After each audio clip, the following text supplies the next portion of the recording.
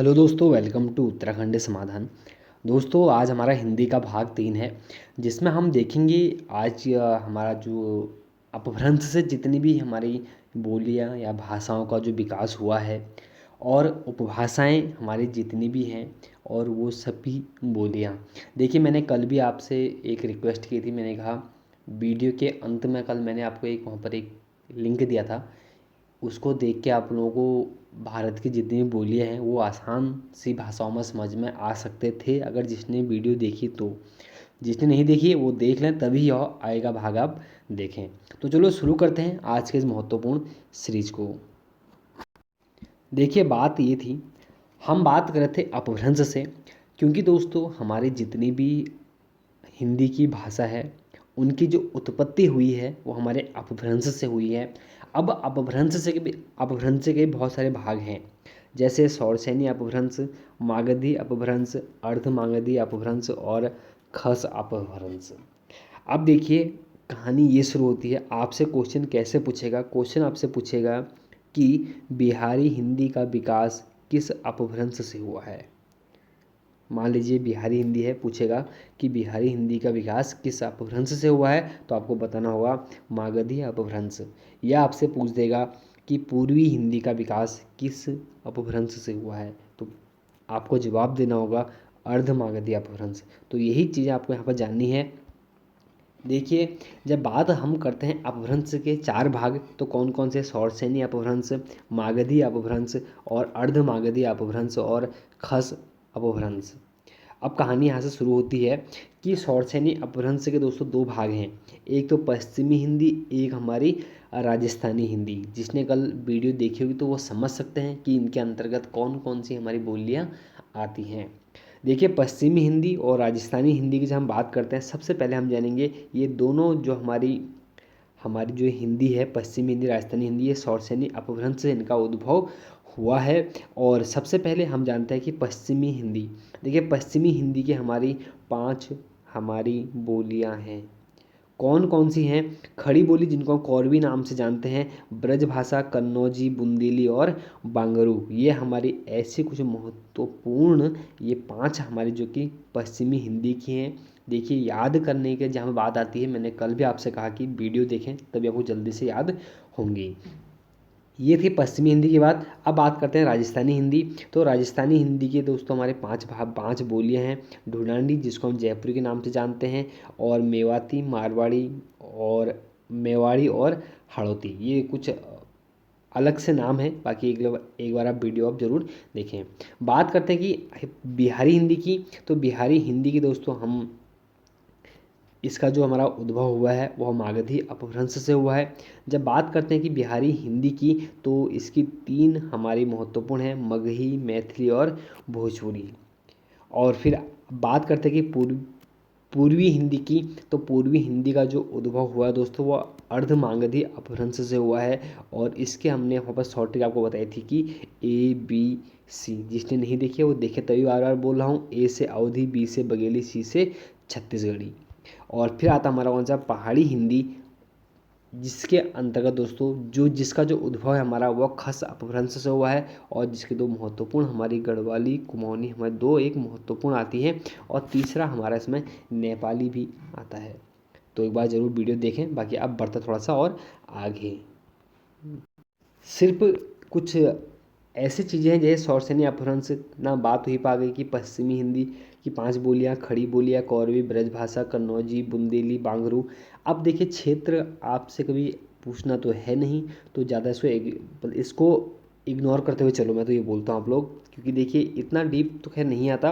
और बात करते हैं कि देखिए, शौरसेनी अपभ्रंश हमने पहले भी कहा था कि पश्चिमी हिंदी, राजस्थानी हिंदी दोनों शौरसेनी अपभ्रंश से हैं। तो वही यहाँ पर चीज़ें आपके सामने आ चुकी हैं कि शौरसेनी अपभ्रंश आ गया ना, कि भाई मारवाड़ी, मेवाती, ढूंढानी, जयपुरी, मेवाड़ी और हड़ौती। ठीक। और मागधी अपभ्रंश में देखिए जो कि बिहारी हिंदी की हैं, 3 बोलियाँ, मगही, मैथिली, भोजपुरी ना।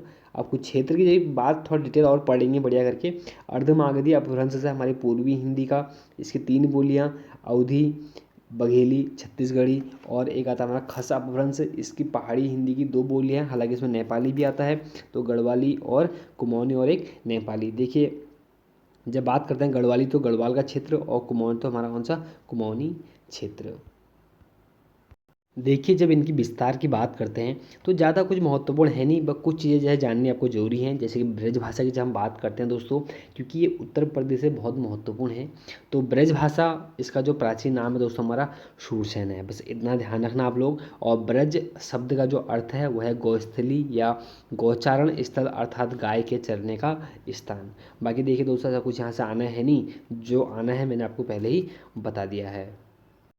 देखिए बोली के रूप में इसका साहित्य नहीं है, लेकिन भाषा स्तर पर यह एक अत्यंत समृद्ध रही है। और ब्रज भाषा के कुछ हमारे प्रमुख कवि हैं, जैसे कि तुलसीदास हो गए, और अष्ट साप के सभी, कुंभन दास, सूरदास और कृष्णदास, परमानंद दास, गोविंद स्वामी और चित्त स्वामी, नंददास और चतुर्भुज दास, यहाँ तक कि रहीम, बिहारी, रसखान, चिंतामणि, मतीराम, भूषण देव, पद्माकर, रत्नाकर, ये वो सभी हमारे कुछ महत्वपूर्ण हमारे व्यक्ति हैं।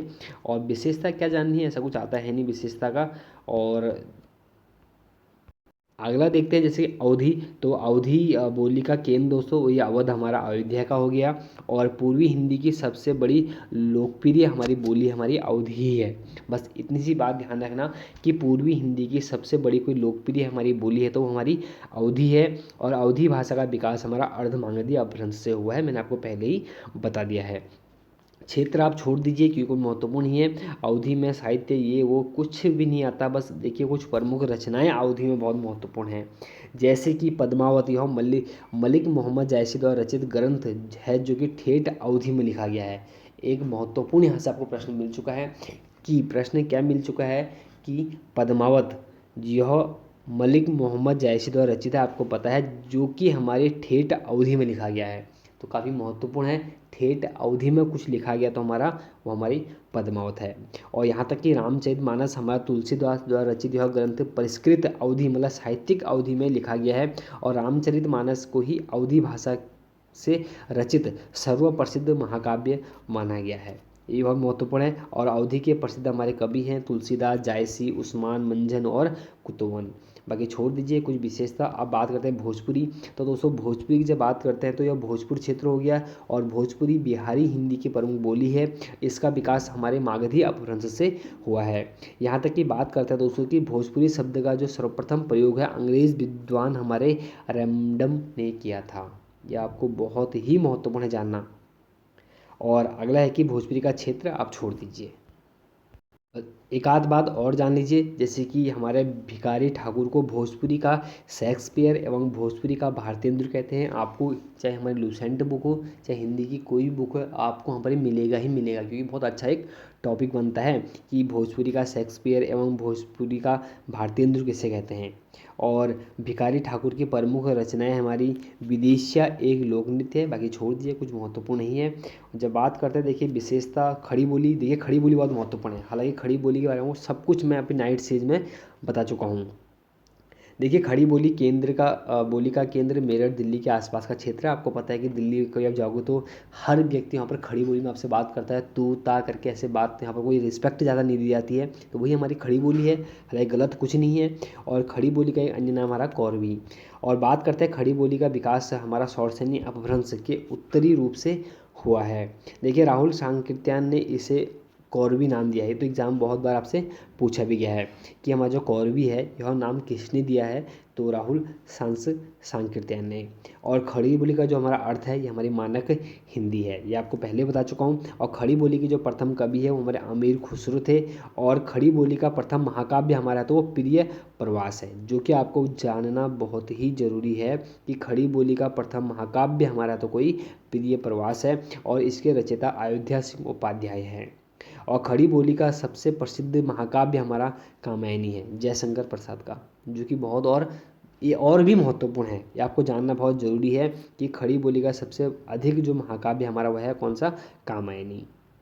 लिखा भी है, जिसके रचयिता हमारे जयशंकर प्रसाद हैं। और खड़ी बोली शब्द का सर्वप्रथम प्रयोग हमारा कोई करने वाले थे तो लल्लू लाल एवं सदल मिश्र ने किया था। अगर खड़ी बोली शब्द का जो सर्वप्रथम प्रयोग है दोस्तों, वह लल्लू लाल व सदल मिश्र ने किया था। और अब्दुल हक ने खड़ी बोली को गंवारू बताया है। एग्जाम पूछ देगा आपसे कि खड़ी बोली को गंवारू किसने कहा है, तो उसको कहने वाले थे हमारे अब्दुल हक। और हमारे भारतेंदु हरिचंद ने हमारे खड़ी बोली को परदेसी व गिल क्रास्ट ने इसे टंकशाली कहा है। दो के दो क्या, सभी खड़ी बोली, सभी जो टॉपिक हैं वो महत्वपूर्ण है। और खड़ी बोली का क्षेत्र देखिए, हमारा उत्तर प्रदेश के रामपुर, हरिद्वार उत्तराखंड वाला, और मुरादाबाद, बिजनौर, मेरठ, गाजियाबाद, सहारनपुर, मुजफ्फरनगर कुछ विस्तृत भाग हैं। बाकी ये देखिए लगभग लगभग जनसंख्या ये वो। बुंदेली का क्या जानना है, बुंदेली में कुछ महत्वपूर्ण है भी नहीं। बुंदेली का इतना ध्यान दीजिए, सौरसैनी अपभ्रंश का हुआ है और कुछ नहीं है बुंदेली में कुछ खास। कन्नौजी में अगर बात करो तो कन्नौजी में भी ऐसा हमारा कुछ नहीं है। और कुछ हमारे कुछ कल का टॉपिक छूट गया था उसमें, जब मैंने कल आपको हिंदी पढ़ाई थी। तो वहाँ पर देवनागरी लिपि दोस्तों, देवनागरी लिपि विशेष रूप से एक भारतीय लिपि है जिसके अंतर्गत अनेक भारतीय भाषाओं तथा कुछ विदेशी भाषाएं लिखी जाती हैं। यह लिपि हमारे दाएं से बाएं लिखी जाती है, आपको पता ही है। और इसकी पहचान एक क्षैतिज रेखा होती है जिसे शिरोरेखा कहा जाता है। आपको पता है शिरोरेखा क्या है, जैसे कमल के ऊपर खींची गई रेखा हमारी, ये हमारी क्या है, हमारी शिरोरेखा है। ये हमारी देवनागरी लिपि की हमारी पहचान है। और देवनागरी लिपि में लिखी जाने वाली प्रमुख भाषाएं हमारी देखिए, भाषाएं कौन कौन सी है देवनागरी लिपि में लिखी जाने वाली, आपको जानना बहुत जरूरी है। हिंदी है, आपको पता ही है। संस्कृत, पाली, मराठी, कोंकणी, हमारी सिंधी, कश्मीरी, भोजपुरी, मगही, बोडो, डोंगरी, मैथिली, संथाली, राजस्थानी, नेपाली, गढ़वाली, कुमाऊनी, यहाँ तक कि और नागपुरी और अंगिका, खस एवं अन्य, ये सभी हमारी देवनागरी लिपि में ही लिखी जाती हैं। और भारत के पूर्व प्रधानमंत्री डॉक्टर मनमोहन सिंह ने 10 जनवरी 2006 को प्रत्येक वर्ष भारत में विश्व हिंदी दिवस मनाए जाने की घोषणा की थी। हालांकि मैंने आपसे कहा था कि मैं आपको कल बताऊंगा, मैंने आपको बता भी दिया है। और भी महत्वपूर्ण टॉपिक अभी इसमें आने हैं विश्व हिंदी पर। और भारतीय दूतावास ने सर्वप्रथम नॉर्वे में विश्व हिंदी दिवस मनाया था। इसका टॉपिक हमारा कल को रहेगा। और विश्व आर्थिक मंच की गणना के अनुसार विश्व हिंदी की 10 शक्तिशाली भाषाओं में हमारी एक है। और पश्चिमी हिंदी एवं राजस्थानी हिंदी का जो हमारा विकास हुआ है, देखिए सौरसैनी अपभ्रंश से हुआ है। मैंने आपको शुरुआत में ही बताया था कि ऐसे प्रश्न बन सकते हैं। और बिहारी हिंदी का विकास हमारा मागधी अपभ्रंश से हुआ है। और पूर्वी हिंदी का विकास हमारा अर्धमागधी अपभ्रंश से हुआ है। अब मैं दोस्तों आपको क्या करूँगा, एक अभी जो वीडियो समाप्त हो रही है तो स्क्रीन पर आपको एक वीडियो दिखाएगी, तो उसको आप देख लें। इसके ऊपर ही हमारा कल टॉपिक रहेगा विश्व हिंदी सम्मेलन जितने भी आज तक हमारे हुए हैं। एक आध कुछ करेक्शन होंगे, हम आने वाली कल वाली वीडियो में करेंगे। बाकी एक बार देख जरूर लें, जो भी ईमानदारी से तैयारी घर बैठ के कर रहा है इस लॉकडाउन में। तो चलो मिलते हैं एक नेक्स्ट वीडियो में। जय हिंद, जय भारत।